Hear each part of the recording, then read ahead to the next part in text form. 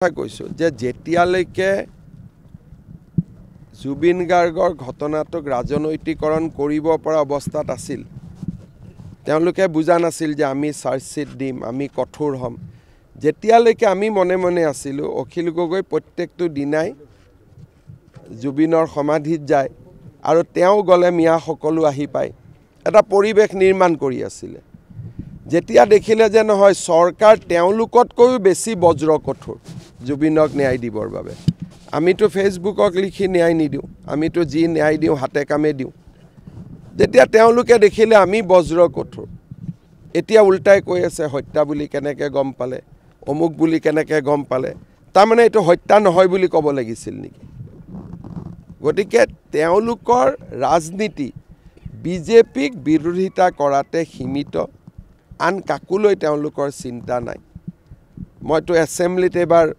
গায়ো দিম যে জীৱন কালত এই মানুহবিলাকে কিমান জুবিনক সমালোচনা কৰিছিল অখিল গগৈয়ে কেইদিনমান আগতে অৰবিন্দ কেজৰিৱালক লগ কৰিলে যোৱাকালি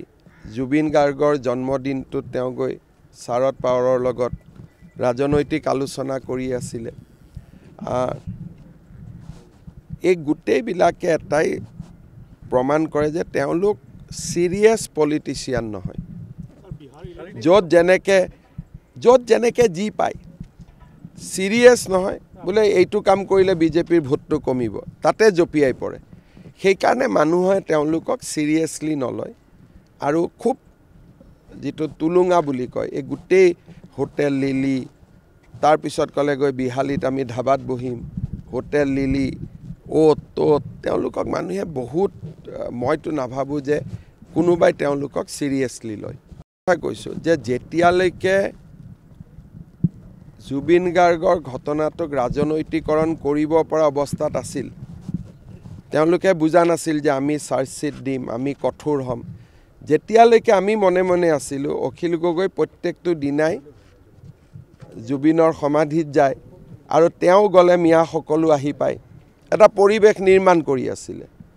যেতিয়া দেখিলে যে নহয় সৰকাৰ তেওঁলোকতকৈ বেছি বজ্ৰ কঠোৰ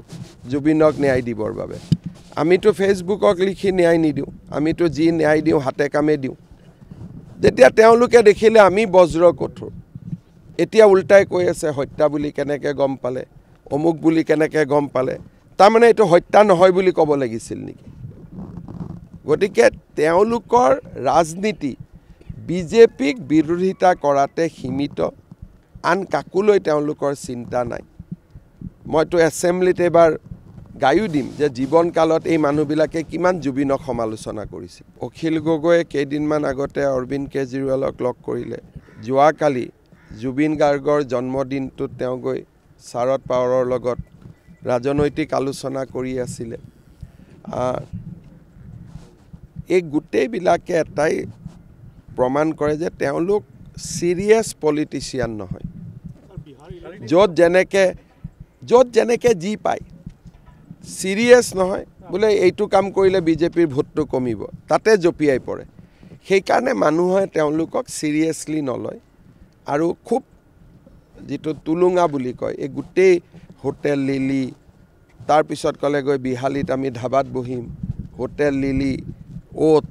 তেওঁলোকক মানুহে বহুত মইতো নাভাবো যে কোনোবাই তেওঁলোকক সিৰিয়াসলি লয়